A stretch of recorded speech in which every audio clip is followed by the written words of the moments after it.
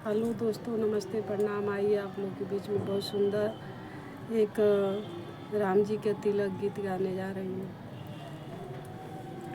खड़ी कोसिला रानी तिलक नीरे खेली, खड़ी कोसिला रानी तिलक नीरे खेली, तिलक राम जोगे नाही, हाय सीता राम से भजो, अबई तिलक राम जोगे नाही, हाय सीता राम से भजो। ऐसन ऐसन बरतन नार काटवा के दिहलो हो, ऐसन ऐसन बरतन नार काटवा के दिहलो, बबुआ के नार के कटाई, हाय सीता राम से भजो, अब राम जी के नार के कटाई, हाय सीता राम से भजो।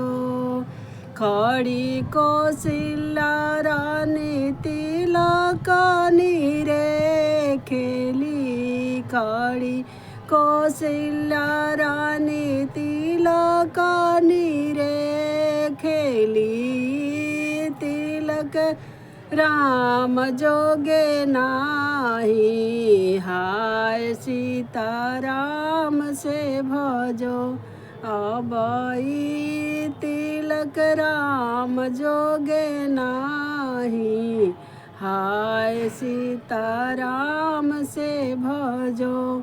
ऐसन ऐसन अंगूठी हम नौआ के दिहलो हो, ऐसन ऐसन अंगूठी हम हाजमा के दिहलो, राम जी के नोह के कटाई, हाय सीता राम से भजो, अब राम जी के नोह के कटाई, हाय सीता राम से भजो।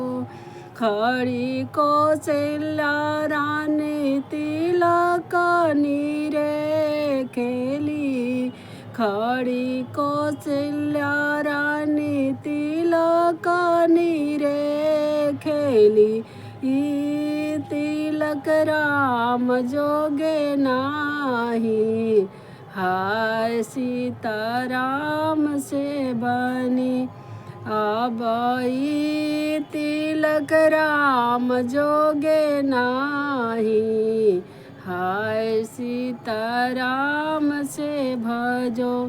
ऐसन ऐसन लड्डू हम गोतिनी के दिहलो हो, ऐसन ऐसन लड्डू हम पड़ोसन के दिहलो, राम जी के सोहर गवाई, हाय सीता राम से भजो, अब राम जी के सोहर गवाई, हाय सीता राम से भजो।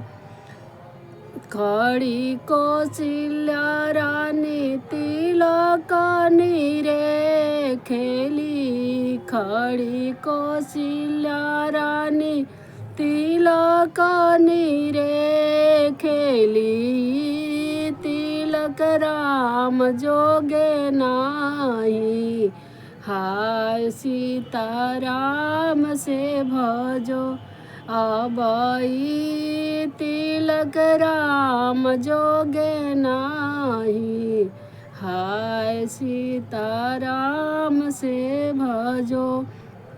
ऐसन ऐसन कपड़ा हम पंडित के दिहलो हो, ऐसन ऐसन कपड़ा हम पंडित के दिहलो, राम जी के लगन सोचाई।